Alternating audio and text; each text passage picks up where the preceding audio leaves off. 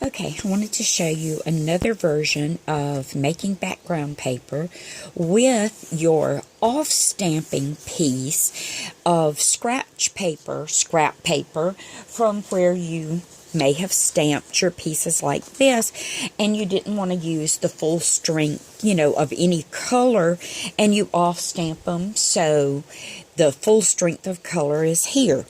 Take any sort of background stamp, and I love crackle type stamps.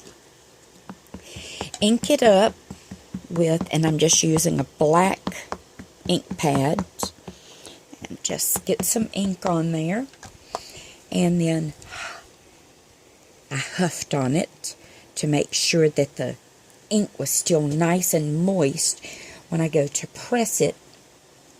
And I'm still using another layer of background so that I don't always stamp onto my little foam mat.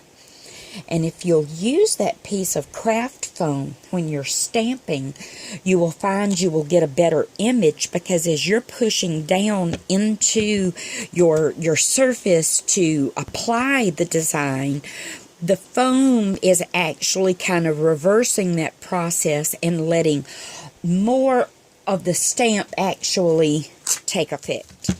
So now we've created a whole nother look to a piece of background paper.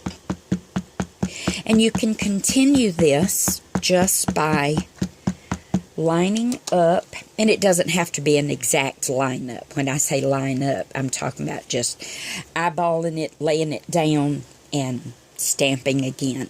And do this down the whole piece. And there's some more of that same design. Then, if you wanted to add some of that same coloring effect like we did on the other pieces, let me find the butterscotch, because I like to do that with this color of ink.